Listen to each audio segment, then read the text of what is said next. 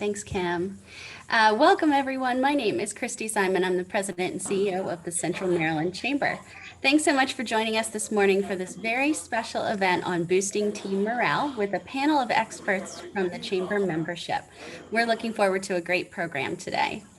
The Chamber has been having a series of educational events that have been recorded, and they're accessible for free right on our website, which is centralmarylandchamber.org. While you're on our site, you can also sign up for the newsletter and follow us on social media for more information about all of the resources and events that we offer. So if you haven't done so already, if you could please take a moment to add your contact information in the chat box. Following the event, we will share that with the attendees so you can stay in touch with each other. And if you have questions throughout the program, you can feel free to add those in the chat box as well. And without further ado, I'd like to introduce the chair of our Regional Economic Development Committee, Jonathan Williams, who will go over today's program. Thanks, Christy, and good morning, everyone. So excited you all could join us this morning. We have a great panel. This is part of the Regional Economic Development Committee's Adapting Smartly series, we're calling it. We've had a couple conversations about trying to figure out how to adapt from work from home. And we also came up with a topic of, in this challenging environment, how do we, as managers and owners of businesses, keep our team spirit high and keep morale high? And so we have a fantastic cross-section of businesses here this morning, from small to large and different types of industries, to talk about their stories about how they're keeping their team energized and high spirits in this challenging environment. So I hope you all listen in, take some good ideas in that you might be able to process. And the format of this morning is going to be roughly, our presenters, 4 of them, will take about 7 minutes, which will get us to roughly a half an hour of a kind of presentation and sharing stories. And then the other half will be open, and I hope you guys will ask questions and come up with ideas and bounce different concepts around. So without further ado, our 4 speakers are going to be Scott Wallace from Anne Arundel Workforce Development. We have Linda Crow of Printing Specialists, Tom Saya of Nuke's Eatery, and last but not least, Natasha Hillman representing Anne Arundel Medical Center and Luminous Health. So we'll kick it off with Scott, please. Okay, sure. Thank you, everyone, for joining us this morning. My name is Scott Wallace with Anne Arundel Workforce. Jonathan asked me to join in on this because and not so much any strategies that we're employing as AAWDC, but we work with a lot of different companies all over the county, all over different parts of the region and things like that. And we just had some really neat stories, or not stories, but some neat things that we heard that companies were doing. And Jonathan asked me to share them with you guys today. Hopefully, spark some ideas with you guys, or maybe you can run with one of these ideas too. But first thing, when I was thinking about this, is like, well, what's important about morale? And so I did a little kicking around on the internet, as most people do, and I came across something, and it just kind of struck me. It said morale equals performance, and I thought that's the best way to sum it up. At least the way I saw it is the best way to sum it up. And they talk about performance being people doing better, being happier, being less turnover at work, and everything like that. So there's a lot of pieces that go into it, but just real quickly, some of the things that we've come across is we know of a company that has a flexible time start. For them, you can start anywhere between 6:30 in the morning and 9 a.m. in the morning. Now, some people who have maybe like office setting type work companies and things like that may not be that big of a thing. But the thing that really caught my eye about this one was it's actually a manufacturing company that has a flexible start time. Now, you can't flex every day, mind you. You have to work with your supervisor and say, okay, this is the time that I want to start working between those hours. And then you work your 8 hours, of course, to the other end. And when I was talking to them about it, they said one of the biggest benefits they have, and this was even pre-COVID, so it even plays out bigger in COVID, is they said a lot of their employees had challenges or issues with either getting kids off to school, or their spouse was working another shift or something like that. So by giving them that flexible start and end time, they could arrange their personal lives so that it fit in with their work life much better and much more conducive for the whole family. And I just thought that was a pretty neat experience there, or thing they had come up with. And he said they had their challenges in the beginning. Don't get me wrong with, everybody picking different start times and kind of loosey-goosey in the beginning, but they tightened up some rules on it.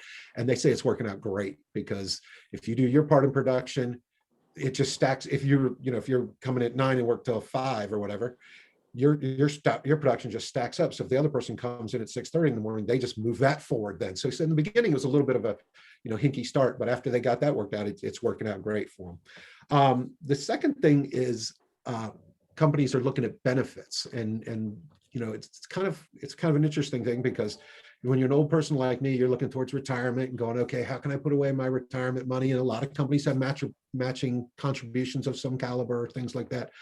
Well, this company looked at it and said they were struggling with younger workforce, the younger folks in their workforce, and how to retain them and how to make the benefits beneficial for them. And one of the things they came up with, and I thought this was really creative, is they looked at their retirement and said, they said, how can we take that same monies and allow our younger people that have college debt or educational debt to use that same money towards paying off that educational debt? Because they were talking to their employees, and they said, yeah, retirement's great and everything else, but I'm facing, $2,000, $3,000, $4,000 a month payment here on my college loans. That was a more immediate need for them. So they switched it. And me being the guy that I am, one of the curious things I asked them was, I said, well, aren't you worried about people just using that benefit, and then when they're done with their college time, they paying off their college debt or knocking it down or whatever, they leave you? And they said, okay, so what if they do? We still got several years of good work out of them. So what's the big problem with that? And he said, and at least at that time, they hadn't been doing it that long. They were actually finding people willing to stay longer because of that benefit, because they're like, oh, this is great. I'm chipping away at my college debt, and it's not all coming right out of my pocket. I'm getting some match from the company. So I thought that was interesting. And then one company I know, they went straight for the, Tom, this one should be near and dear to your heart. They went straight for the idea of, well, we're already buying our people like breakfast and lunch regularly. Well, they actually ramped up and spent another $6,000 on just buying their employees food, if you will, breakfast, lunch, nice, breaks. They had an ice cream truck come by one day and stuff like that. Now, mind you, they're only an office of 14 people. So if you put $6,000 into that, it's, quite a big investment for them, but they said it's great. Our people love it. It gives them a time to be social when they're all kind of standing out at the ice cream truck waiting to get their ice cream and stuff like that. And it kind of gives them a different time, a different way to talk outside of the office. So I thought that was an interesting thing too. And then I know another company that they actually looked at it and said, they looked at their leave policy and their time off policy, and they said they started everybody with an extra week of leave. So if you were a new person there, normally you would start with 2, they gave you 3. If you had made the threshold where you were up to 3, they gave you 4 and on up. So some people are getting 5 weeks off a year. And, first thing that ran through my head was, wow, that's got to be expensive. And they said, no, not really. And I said, why is that? And they said, well, we got a couple of breakers in here. Said, one, you can never carry over more than 120 years or 120 hours a year. They work on a 35-hour work week, by the way. So you can never carry over more than 120 hours a year. And if you leave, they only pay you for 70 hours anyway, which is what they would normally pay you for anyway, the 2 weeks, if you had 2 weeks of leave. So they looked at it from that point of view. And then they also went on to say, well, in our business, it's not like we bring in temporary workers to do their job if they're not here. So that didn't cost them any more either. People just arrange their schedules or, get the work done ahead of time or get the work done when they come back or catch up or whatever. So I just thought those were 4 pretty neat scenarios that were out there. And I just thought I'd share them with everybody today. And, I'm not saying I can answer the nth detail about it, but I'll gladly color in any details if anybody has any questions. So with that, Jonathan, I'll turn it back over to you and let you bring on the next person. Great. Thank you, Scott. Appreciate sharing those ideas. Linda, would you share your stories, please? Yes. Good morning, everyone. I'm Linda Crow from Printing Specialist. We're located in Glen Burnie, right off of Aviation Boulevard. We call ourselves all inclusive. So anything has ink on it, we print it. So we just celebrated our 50th year in the printing industry, 50 years. So reflecting on so many years of family and work, because we're a family-owned company, and ups and downs, it was really scary to look to our future and have a pandemic. So we've been working the entire time because we're production. It's a little difficult to take a press home. So we really have been engaging morale, both our clients and our workers. So production is very, very connected business. So we keep a positive environment and we believe in the power of a good attitude. So you can do something so incorrect, but still, if you have a good attitude, we celebrate that the best we can. So it's relationships, knowledge, and hard work that unite us here at Printing Specialist. And thanks for letting me storytell this morning. Here are some things that we do to keep our presses running and keep our folks happy. So we say thank you a lot. We greet each other every morning. We make sure that even if people are doing different things in social distancing, that we are part of saying good morning or just stopping by, sending them an email or doing whatever we can to just keep connected with everything that we're doing. So, and then we say thank you all the time. The importance of this simple step cannot be overestimated. Showing our employees that we respect them and we appreciate them is just something that we do every day. So we're very, very much part of that. And the giving thanks for extra hours, we give thanks for a job well done. We write notes, we do little things like here's a little post-it I put on someone's desk this morning and says, you are amazing. So little things like that are really fun. And they're just make people smile. People are always commenting on like, thanks for thinking of me and thank you for thanking me and thank you for that recognition. So that is probably the simplest thing.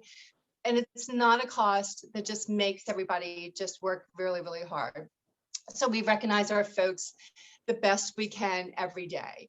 And that's our clients and our team. So our clients are the same. We're thanking people that have longevity with us. We're reaching out to people we haven't heard from a while just to make sure they're okay. So we're trying to do things to keep our morale up and our feel good up and our clients as well. And our next thing that we really, really stress is we champion workforce balance. So we show that our employees that the work-life home balance is really, really important. We try to team up our employees. Like we have 2 cyclists on our team and they cycle together all the time before and after work. So it's just something that they build and to make them a better person. And then we celebrate that. We put little things around the office. If they do a 40-mile or 50-mile or they do something big, we're always making sure we're giving them that wow factor. So we like that. We offer some flex time. We do things to make their life a little bit easier. So that's always a very, very big positive for us. We are very excited about that. So supporting a better work-life balance can overall energize your workforce, and that's a big part of morale. We encourage people to take a minute during their day. They're sitting in their areas kind of distant and not the norm. So we encourage them just to walk around the building. We encourage them just to get up and move around the best they can. It's just important to focus, and it's important to make sure that we're encouraging their time and their mental and physical health to have a better day. We love fun items. I love to give fun things. Here's something I put on everyone's desk on Friday. It's a little orange with a smiley face on it. It says, aren't you glad it's Friday? So it's just simple little things that we can do every day that really makes it fun. We do that with our customers too. We'll put a scratch off in their box, or we'll put a funny mask that says 6 feet people, or just little surprises for our clients. Notepads big. Donuts on Friday. Everyone loves food. We do hot dog, it's Friday. That's kind of a fun little thing too. So just little tiny incentives through the building that give everybody just a little pep and knows that you spent your time to make their day a little bit brighter. Building teams right now is really a little bit challenging. We try to build smaller teams so people feel very connected. So instead of just everyone doing everything all the time, obviously we scale things a little bit differently.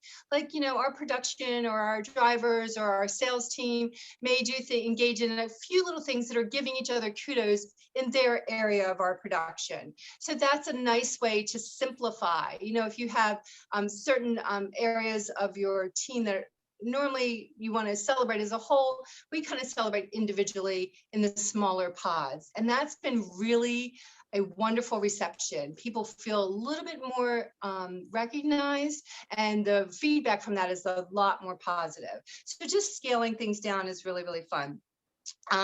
We want to keep that good vibe going all the time. So we kind of keep that small. We do things that are not in the norm. We really project that attitude is everything, and that we really want your best positive effort. And that's what keeps our morale going. we don't expect everyone to be Mary Poppins every day and just do amazing things, but we expect you to just bring your best effort. So when we're doing that, we're creating a better work environment with happier faces and happier folks. So, a lot of people are like, oh, I don't have time to do that. I don't have the energy. I'm so stressed. I just can't. I just can't. But yes, you can. You can put an inspirational quote up. You can throw something on the refrigerator. You can, do the little orange that I just did, or a snail mail note is so important. I have people call me to thank me for my thank yous. So that's just kind of fun. And it's such a simple thing to do. So offer a little extra time for your employees to listen and to talk. A lot of people have a lot of things going on in their life, and we want to be good listeners. We want to be empathetic employers, and that is helping our morale so much. Just it may take a little bit more time on the management end, but it's the return is just tenfold. So that's such a positive thing. Our work fills so much of our life. So to make it the best we can do is something that we should be putting the effort in every day. Our customers are just amazing. We try really hard. If someone's social distancing, we and they're not in the office, we'll ship it to their house. If someone's not doing something, we'll break it up and send some to the office and some to the house. And whatever's going to make someone's life easier helps them as a client, and we feel good about doing it. So it helps our morale as well. So doing those extra tasks is we consider it part of our morale boosting because it makes us feel good as a service company. So in summing it up, so here's what I always say. I always say engage. That's the most thing. You engage with everyone. You keep involved. The home and office, you just pull it all together. My next thing is that I feel like it's our job to empower our employees. So we grab their attention, we grab their interest, and we make them feel stronger, confident about what they're doing. We want them to feel proud about how we're working together and how our office is. And the last thing, I think it's so important to embrace our success through this pandemic. I didn't do Zoom calls until last April. The technology we have as far as machinery and things like that, but what we've added is as far as communication and trying to help people through things, and even helping our employees that don't have that technology. So we offer different stations and stuff at our workplace to make them feel good about being up on technology and offering things through that they can touch base with their families that are long distance or they're not visiting and things like that. So reaching out beyond our boundaries and keeping everyone safe and happy in their personal lives boosts our morale in our business life. So, and then we really have to be proud of ourselves. We have been innovative, and we've taken a hit financially. We've done different things, but we're being strong, and so embrace that. So, the glass. We always want to say the glass is half full, but we want to be proud of ourselves for what we can accomplish in a very, very trying time. So I think that sums me up. If you have any questions, I'm Linda Crow from Printing Specialist. Thank you so much, Linda. Those are wonderful examples and ideas. Next up, Tom Say is going to talk about his perspective in the restaurant industry. Tom? Great. Thank you, Jonathan. Linda, great job. And I learned a lot from your experiences there, and we certainly have developed and piggybacked a lot of those same ideas along the way. The restaurant business obviously has been very, very challenging over the last 12 months or so, and I am extremely grateful for the support. And I wanted to start off by saying thank you to Scott personally for his support. And I want to share a quick little side note, a little funny story that happened with one of my employees based off of the Impacted Workers Fund. And I want to say again, thank you, Scott, for allowing us the opportunity to share that with our people, and also the chamber. Kim has been instrumental in helping us along the way. So thank you very much for all of that. We appreciate it. So Scott shared with us the Impacted Workers Fund, and I had the opportunity I was on the phone one afternoon after he explained this all to us, and one of my young ladies answered the phone, And I said to her, how would you feel about no strings attached if we could provide you with a $500 Visa gift card? And she stopped and she said, what? And I said, yes, a $500 Visa gift card from Anne Arundel County Economic Development to help you with your bills and whatever else, because of all the experiences of the downturn with COVID and so forth. What would you do with it? And she said, well, a lot of things. I said, well, what first?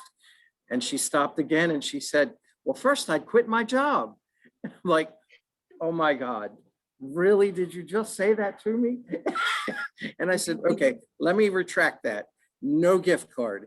And she said, no, Tom, I'm only kidding. It would help me to pay my insurance. She said, you have to understand, I'm 17.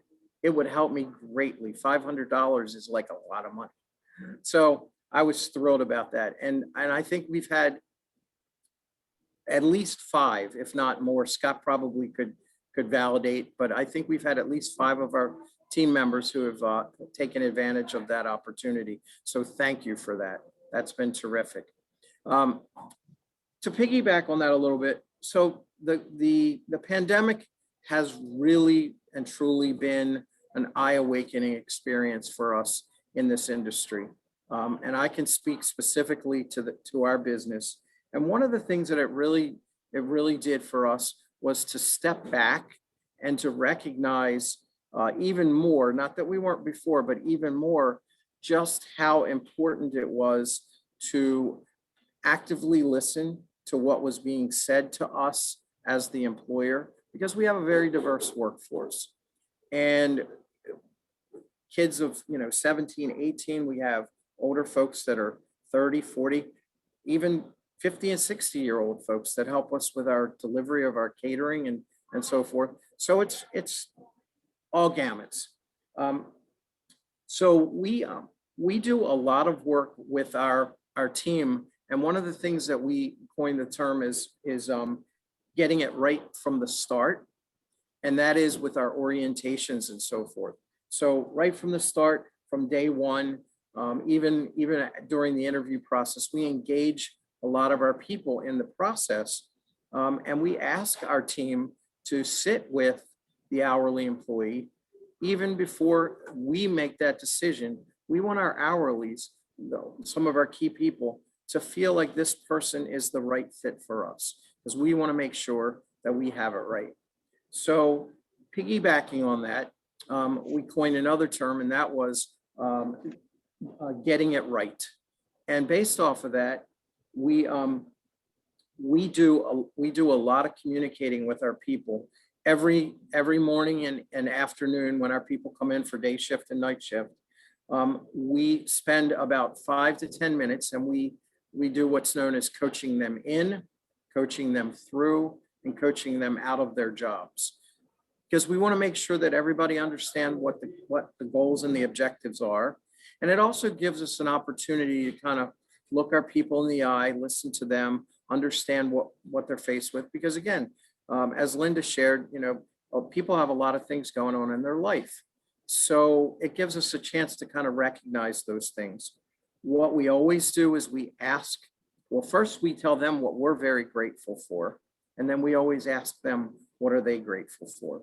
Because it gives them an opportunity to kind of start off on a positive note. And we find that to be extremely important in our business, that if we're not positive, it's not going to transform over to the guest. And if our people are happy, they always say, happy wife, happy life, right? Well, it's the same thing with our employees. If our team members and our managers are happy, that means we're going to have happy guests, because they're going to feel good about what they're doing. So whether we did that at the beginning, it was a little challenging for us, but it's always been our policy and our values to meet with our people, but we spent a lot more time listening and talking to them. So it was a little harder. We couldn't really gather them all up as a group. So we did some things in writing, or we did it in smaller groups, but we always made sure that we were taking their input and hearing what they were saying. The other part of it, with the getting it right is so the G is basically being grateful and gathering them. The E is experiencing and engaging with them and empowering them. And that is, we want to know how they're feeling. We thought that that was really important for them, especially during, the peak of COVID. And what makes them anxious? What can we do to make the work area even better? And they told us some of the things that would make them feel better about, making sure that everyone was doing the right things with gloves and masks and, the shields and things of that nature.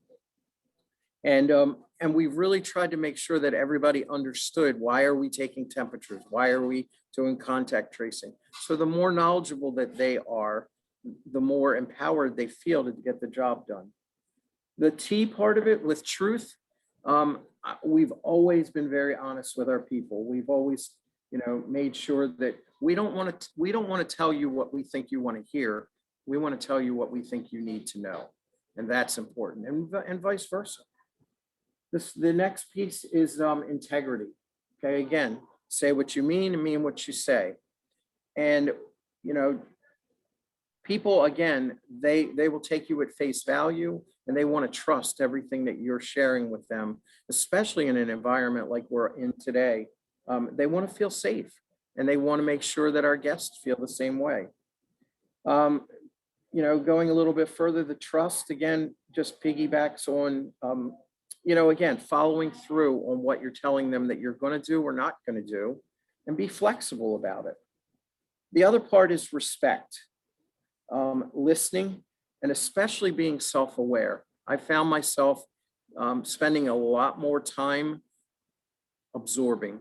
I stop, I look, I listen. And I really work with my management team to really do the same, because it really gives us a better feel of what's going on in the restaurant. It's almost like taking the temperature of things. And we find that to be extremely critical, especially when it gets busy, and we're at 50% capacity, and we have to communicate a lot with the guests and apologize if we don't have enough seating or whatever the case might be.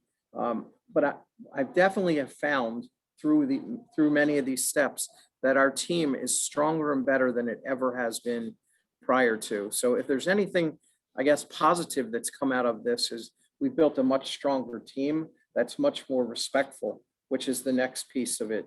And then the other piece is influence, influencing them to understand how their work influences and impacts everyone else around them. If they're doing a great job or not, and what it means to the guest and what it means to their team members. Leaving that problem that they have at the door, or at least talking to us about it so that we can help manage it. If they're really having a bad day and they were supposed to do the front counter, maybe we're not going to put them there because we want to make sure that they're able to smile and have a good time, or maybe they need the day off. We're flexible. We try to work with them from that perspective. The other part is we spent a lot of time because people had a lot of doubt. Am I going to get let go?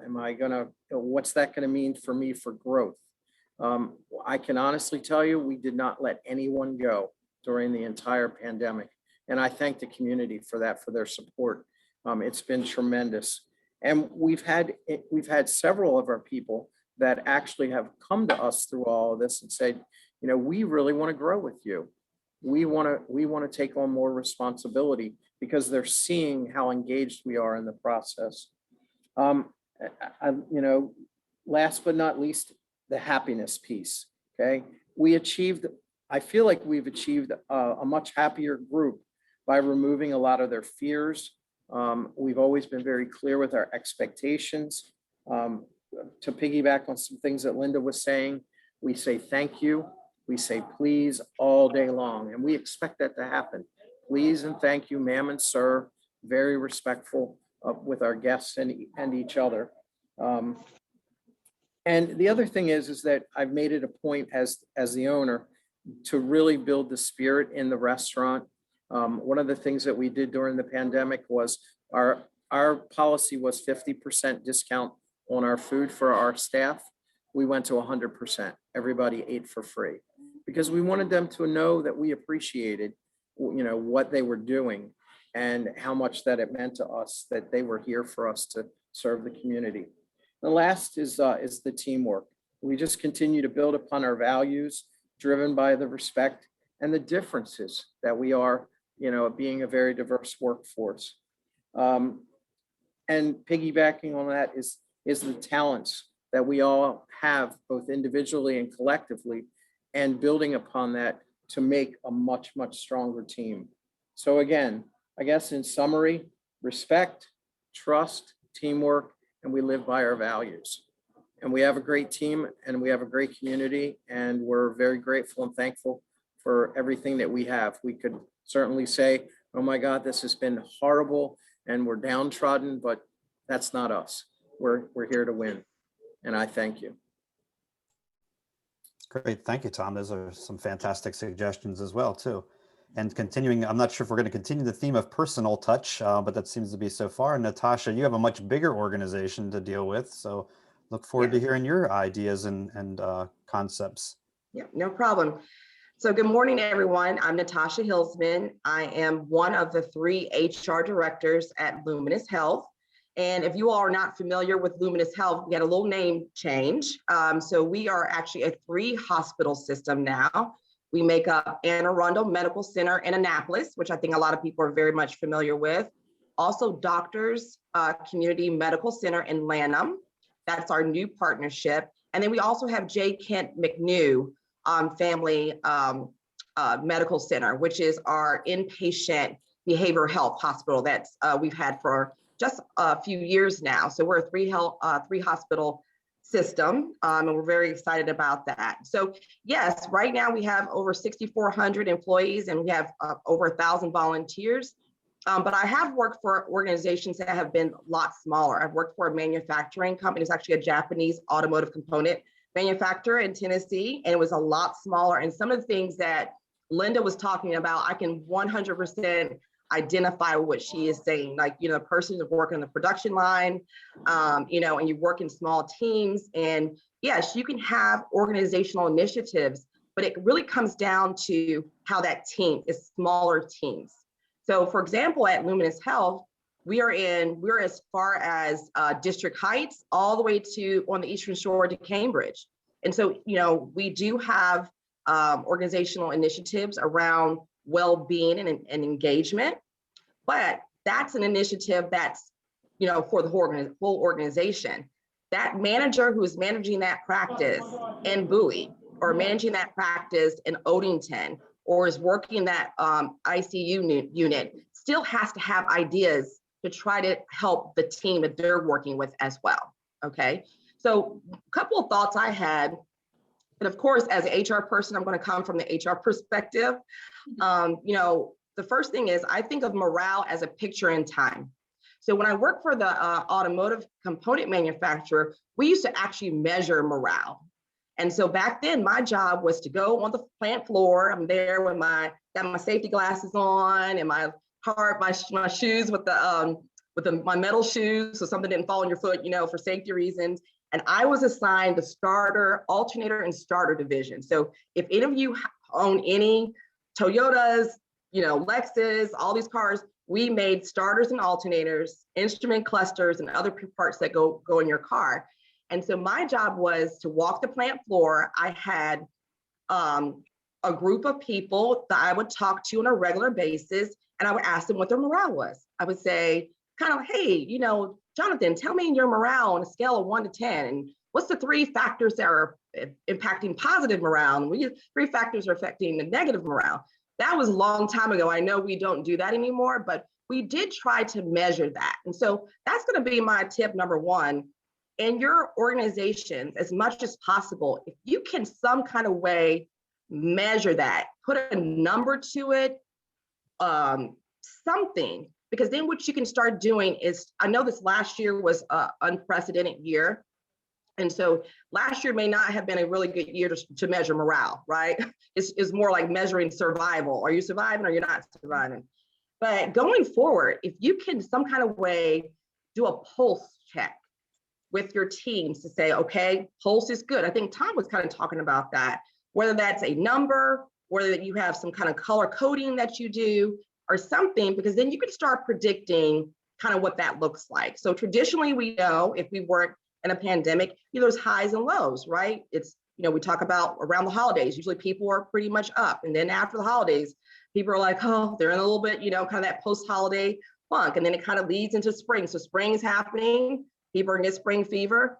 So tracking and some kind of way tracking and putting a number to that would be good, because you can do some predictive type things as you're planning things for your business. That's tip number one. Number two, morale. From the HR perspective, I will tell you that morale is a foundation to handling conflict. Okay, so if the first time you're actually talking to one of your employees about an issue and you have no clue what that person's morale is or anything about what's happening with them, that conversation is not going to go very well. So, really making sure that you're doing things to be in tune with what people's morale is going to be helpful for you as a business owner, as a leader, and making sure that those because we all have to do them. It doesn't matter how great your team is. Every once in a while, you're going to have to talk to someone about a performance issue or something like that. So having that opportunity to have that pulse before you have that conflict is super important. Okay, so that's tip number two. The other thing is that you really need to try to be there for your employees when they're in trouble. What's the old saying? If you're not coming when I'm in trouble, when are you coming? So really you have to think about it from that perspective. It's really easy to be there and do the fun stuff with the employees when everything is going very well. But what about when they're in that, kind of in that funk? Maybe they're coming to work a little bit late. Maybe their performance is not the way that it should be. That's really when you need to go in and say, hey, for the team, let's talk about what your morale is. Let's see what I can do to try to support you. Okay. The other thing is that you can't forget about your own morale and your own well-being. My group that I'm responsible for, I have over 200 leaders that are I call my people. They're my people. And your people too, right? We've been through a whole lot this last year. And a lot of times you as a leader or as a business owner, you really set that tone for what happens for your teams that day. So if you don't believe that, try it. Come in a funk one day and then see how the rest of the day plays out with your team. It's not going to be pretty at all. And I talk to leaders about this all the time. And sometimes we just have to fake it a little bit till we can get to that point, because we do know that we do influence a person's morale, which is why I keep saying morale is a picture in time. You can ask an employee today, hey, what's your morale on a scale of 1 to 5? And they say it's a 4. And then you can ask them tomorrow and they will say it's 2. Well, something happened between yesterday and today. But overall, what is their well-being and engagement in your organization? Doesn't mean you want to quit because your morale is a 2, right?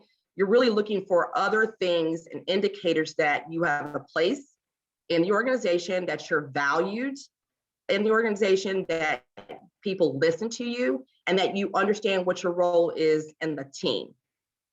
So I feel like that's another thing that you have to think about. So really, you should be checking your own morale and making sure that your own well-being and balance is there as well, because it's nothing like a cranky leader, right? And they do talk about you all when you're not around, like, oh, what kind of mood is so-and-so in today? Is Tom in a good mood? What do you say this morning? You really, Tom, it's true. So you do have influence on the morale of your team as a business owner and as a leader. The other point I wanted to make is that, there are some things that you can do to encourage employees to have a good team building and have good morale. And a lot of times that's giving them a purpose. So at Luminous Health, we have well-being, and we have different pillars of well-being. And one of the pillars is purpose well-being. So we have purpose well-being, social well-being, financial well-being. But the purpose one, I think, is something that it doesn't matter what size organization that you're a part of, that you can actually probably implement on your team. And that may be, if you're trying to come up with an idea of something that you really don't have a strong opinion about, and you're open for your employees to make a recommendation, then put a little committee together and have them, participate and share their ideas and come up with a recommendation. Just don't create a committee and then you're like, well, I don't want to do that because that's not going to help morale, right? It needs to really be something that you're okay with them actually having an idea and you are okay with approving it within a certain framework. Another idea that you can do is, we do a lot of huddle boards. Like I told you, we have a lot of, Luminous Health is very large and there's a lot of teams. So a couple things that teams do, they do huddles. And I'm sure a lot of businesses do huddles in the morning or at the end of the day. We also do a huddle board. We try to have a huddle board in every kind of location site. And the huddle board has things on there like people's birthdays, we do shout outs, that kind of thing. Something that we can make sure that everyone is celebrated. That also doing that for someone when they are a new hire is really important. So for example, at Luminous Health, we have a first year turnover goal. Like we spend a lot of time with people who are newly hired because we want to retain them, right? And we know it's very costly to constantly, people get tired of interviewing anyway, but it's very costly to continue to have turnover and have to hire new people over and over and over again. So there are some things you can do just to really focus and hone in on your new staff and make sure they feel welcome. And a huddle board is a way to recognize them and you can kind of do shout outs and things like that. Another tip that I wanted to give is that, for healthcare, just like in the food industry, food and beverage industry, it's been a lot this last year or so. You all watch the news. I'm sure people know folks who are in healthcare, and I'm telling you, I feel like it feels like we've been in the wars. and you get to a point, and maybe even for your businesses, that you're just grinding every day. Like you have to keep going, go, go, go, go, go. And we're starting to see the cracks in our leaders, and we're starting to see the cracks with our employees. And we're having a hard time getting our employees and leaders to take time off. Like they won't let it go, okay? And so it's worrying because, as you know, morale in an organization affects the bottom line of your business. But think about for healthcare, potentially if people are not getting the proper rest and things like that, that's our patient safety, that's the quality of care. And we don't ever want that to be impacted. So I will say for my group that I'm responsible for, what I'm trying to do is get the leaders to set the example and take time off. And then we pass the baton. So it's like, it's like a baton. So, Kim takes a day off and then she passes it to Natasha, and then Scott, and then Tom. And we're showing people it's okay to take a break and step away. Like we're not going anywhere, okay? Your job is still here. It'll be here when you get back, but we all need that break. And so if you're not doing that and you feel like you're setting an example by grinding for your staff, it may have a reverse impact of probably what you wanted to have from the employee perspective, because they're going to think they can't take time off. So I just that's another tip. Just want to encourage you all, take good care of yourself and also set that example for your team by making it okay to step away, okay? The last thing is I'm a big reader. And so one book that I just love, and it's called The 5 Dysfunctions of a Team by Patrick Lencioni. I'll put it in the chat, but it's a really great book. And a lot of people get turned off like, are you trying to say we're dysfunctional? Well, every team has some form of dysfunction. It's normal.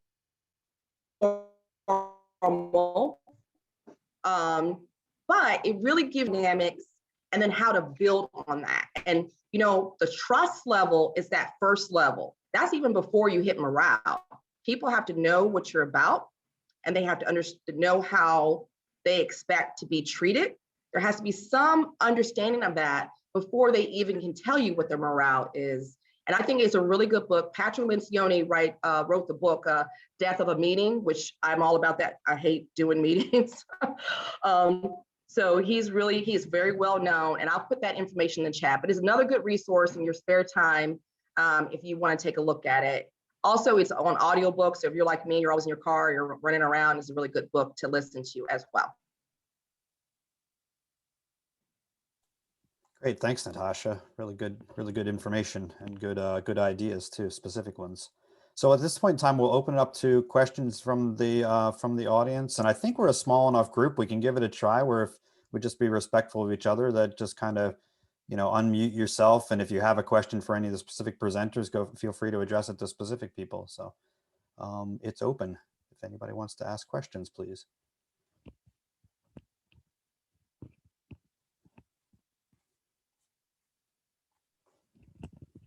While everybody thinks about something, I'll just kind of throw out a question to seed something, is that a couple of you touched on multi-generational aspects and trying to kind of personalize the things you do to listen and pay attention and help other people. Do you guys have any specific examples of how you balance that out and try to be, because different generations want different things, that how do you try to be fair to everybody for any of the presenters?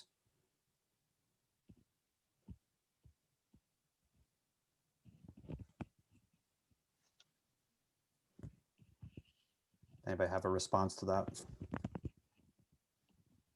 Just dealing with multi-generations was my question, and how to be fair with people. One of the things that goes on quite often is maybe it's generational, maybe it's not so much generational, but where people are at in their life. Trying to figure that out. So it kind of does go with generation, but people with young children definitely have different needs than people with no children, or that don't have children, or that their children are out of the house, or like I gave the example of the college debt scenario there. I think it's really important that you can think you're as fair as you want to be or as you are, but you got to make sure that the people that are receiving that benefit or perceiving that benefit see it as fair. I know one of the things that some companies have dealt with, especially during this pandemic time, is people with school-age children, primary school, elementary, all those good grades. They've had some other people saying, well, wait a minute, why is their time so flexible, and why can they take off to get their kid on the computer for the class that starts at 10:30. I can't just pop off my desk at 10:30 and go do my thing or whatever. So I think companies have to really look at that. And while those are good things, don't get me wrong, but I think they need to measure that out and say, okay, well, wait a minute, this group is getting a benefit for that. How does that benefit another group, or what can we give that group that may not be that same benefit, but benefit them in a different way? So I think it's just kind of looking at the whole pool, if you will. And I know one thing too that I just want to throw out there is that a lot of companies do exit interviews, when people are on their way out the door, like, hey, thanks for coming, thanks for working with us. What do we do great? What do we do wrong? And all that. One of the things that some companies doing now are saying, well, why they're talking to and they're pooling their people that are staying. Why are you here for another year? Why did you stay for 5 years? Whatever, when they reach those benchmarks or whatever, it's like, why did you stay here? What was it that attracted, what kept you here, kind of thing, And sometimes it's very, very mundane, like, oh, well, it's 3 miles from my house. Well, okay, you can't do that for everybody. But, sometimes it's more intrinsic things that you may not even realize that why people are staying. And you're like, oh, wow. But if you hadn't asked those people that stayed, you'd never figure that out. So just share that out there. Good tips. Questions from others?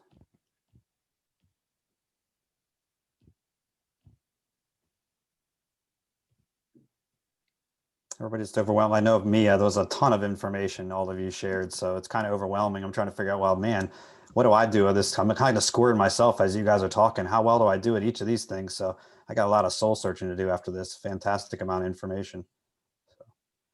Jonathan, just a couple fun science research tidbits to share around morale, if you're open to that.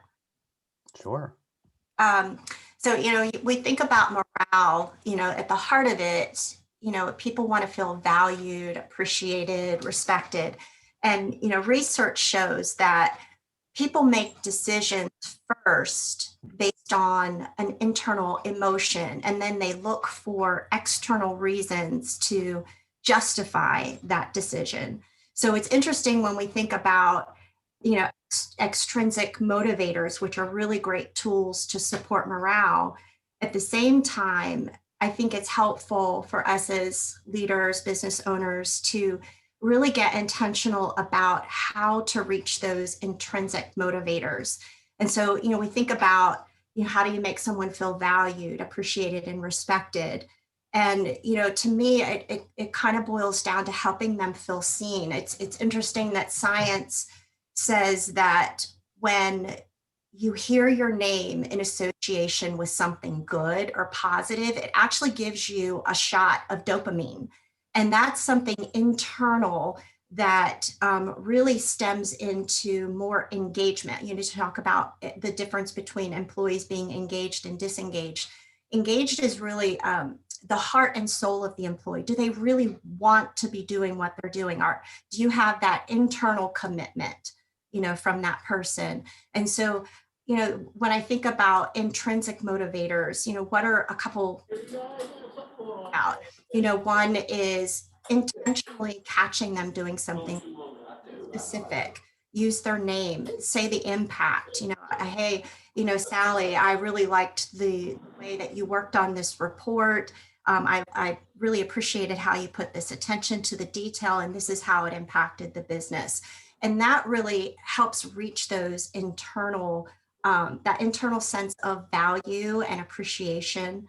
Some other things that internally could really boost morale could be things like empowering someone. I've heard some really great things from people like, building trust, influence, impact, empowering them, trust them to take on a new task, to try a new challenge, ask for their input, incorporate that into to help them feel seen. And I think the awesome thing, there's so many great ideas that I've heard during this call. I think one of the great things about a smaller purse to draw from or a more shallow pocket is these intrinsic motivators are mostly free. It just costs a little bit of effort. So it's just, to me, it's just fascinating when you can put the two together. And, Natasha, you were talking about measuring morale, and I found a free tool. I'll just kind of throw it out there. WorkHuman has a free tool. You may have all heard of this. It's called Mood Tracker. It's absolutely free for life. And it basically does what Natasha was saying. It gives point in times where, I guess initially it sends out this real short, simple survey. It tracks what's going on with the employee. And then the system itself knows when to randomly send a survey out to folks again. And it's so simple. They can, do it on their phone. It gives a quick snapshot, but from a business leader's standpoint, the results come back, they're anonymous, but it gives you suggested action items based on what it's observing going on with your folks. So worth looking into if you want to explore it. It is free for life. I think the caveat with it is, of course, they're promoting some of their other pay for use tools, but you don't have to sign up for those. So, some people ask, well, why would they give it free for life? Because I think partly they use it as a marketing tool to get you to, look at their other services. So, but anyway, I'll be quiet, but I just wanted to those insights and just echo, there's so many great things that I've heard during this call. Thank you. Anybody else have any questions or comments to make? One of the crushing things too that I think somebody brought up, and I don't remember who it was, unfortunately, but if you ask your people, be ready to do something with that information.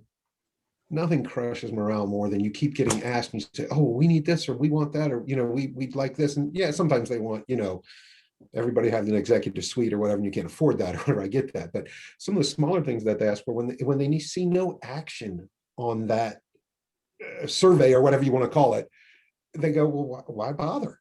So the next time you get less response, and then the next time you get less response, and eventually you're going, oh, well, everybody must be happy they're not responding to our surveys. Well, no, it's quite the opposite. It's they've given up. They've said, why keep responding? Because nothing ever changes. And no, they're going to be people that aren't always ecstatic about every change that you make or whatever. But at least when people say you're taking action on the things that they throw out there, or, you can't do every one, like I said, but, when you take action on those little things, or you even get back to them going, hey, somebody suggested that we give everybody brand new laptops and everything. That's a great idea. We'd love to do it. We just can't afford to do it. Well, at least you're acknowledging that you heard them, and it's that it crushes people when you keep asking and nothing ever seems to change. So they just say, okay, heck with it, and they're done, so. Learned the hard way a long time ago. I worked for a very large company one time, and they created a fun committee, a fun at work committee. It was the biggest disaster there ever was to try to program fun, right? So it feels like, what all of you guys talked about was the exact opposite of that. Is just listen, pay attention, adapt, respond to each of your employees, and do what's right for them, rather than kind of programming it and forcing it down people's throats, or people to take it that may not perceive any value of it. And it may, as you mentioned, Natasha, even backfire. So. I don't And they know if- really want you to be transparent. I mean, the key is that a lot of times I think we feel like that our employees can't handle information, and they can handle a lot more than we give them credit for. So I always say, I'll tell you as much as I can tell you without breaking confidentiality or, going past the line. And then that's information, because I think a lot of us spend a lot of time trying to like, oh, I should say this, not say that. And they think you're holding something back. And then they don't feel like they don't trust what you're saying. So, just if you don't have the money, just say, you know what, we don't have any money this year. Just say it, like, not, oh, we'll think about it.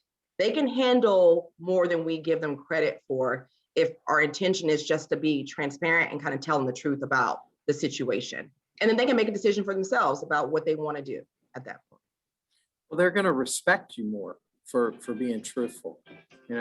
That's like I said earlier, it's like for us to make sure, that we get it right, because we may think we know the answer, and we're probably 99% of the time we're totally wrong, of what's on their mind and how we can fix it. Sometimes we can't. Sometimes we just have to tell the truth and say, hey, look, we can't do anything about that. That's on you. Here's what we can do, but you're gonna have to meet us most of the way to fix that issue. So I think they respect you more for it. Tom, that brings up a good point of being a humble leader too. Realizing that you don't know everything, or you can't fix everything, or, and you don't know everything, and you can admit to that. Yeah, I know people that couldn't admit to that to save their life, that they don't know everything. Oh, I'm humble pie. We are as For well. For sure. That's one of the things I like about the pandemic, right? Nobody's ever really gone through it before, right? So it's a grand experiment for everyone. So Absolutely. Yep. are there any other comments or questions that the group wants to share? Otherwise, I won't keep anybody longer than necessary here. So I know everybody has lots of stuff to do. But I'll just say thanks so much to Scott, Tom, Natasha, Linda, for really taking time to prepare and sharing some fantastic ideas. Like I said, I'm kind of overwhelmed with ideas, which is a good thing. So thank you all. And thanks to Kim and the Chamber for putting it together, and for our Regional Economic Development Committee again, which comes up with some really great ideas. And I think Mary dropped off, but she's on our committee, and I think this concept was hers. So kudos go out to her for coming up with the idea and recruiting Natasha. Well, one thing, Thank you for having us. Jonathan's you. not being too humble either, because he puts a lot into this. He's had several meetings with us to pull this thing off, and he's given me a lot of directions on what to do, what not to do, good in a good way. Don't mean that in a negative way. So Jonathan, thank you for all your input My and time and pleasure. work on this too, and all the other ones that you do too. I know you're always involved deeply with all of us. I love what our committee is trying to do. So those of you who aren't part of the committee, keep us in mind. Second Tuesday of every month that we get together and come up with good ideas to help people. So That's wonderful. Kim, did you want to say a few words from the chamber? I think we have a couple of events coming up. Do you want to share? Yeah, Christy, did you have prepared remarks? I mean, I can. I do. I can go Okay, over. Oh, go sure. for it. Jonathan, you covered a lot of my closing remarks, but again, thank you to Jonathan for all his hard work. The whole committee works so hard to bring great programming to the membership and our guests, so we appreciate that. And thank you to our wonderful panelists, Scott, Tom, Linda, and Natasha. Your insight was so valuable, and I look forward to putting some of these tips to good use. So, and thank you to our guests for joining us. We hope you can be here for future events. We do have our next virtual networking mixer coming up on March the 9th at 3 o'clock. And then on March 10th, the next day, we have our next small business seminar. That'll be a webinar on the Platinum Rule and increasing your sales. That'll be presented by Patrick Lee, who's the president of Chesapeake Think Tank. Our schedule and all of our other upcoming events can be found at centralmarylandchamber.org. So thank you again, everyone, for being here today, and a special thank you to our wonderful panelists. So we hope to see you at another upcoming event real soon. Have a great day. Thank you all. Thank you. Thanks. Thank Bye. you. Bye-bye now.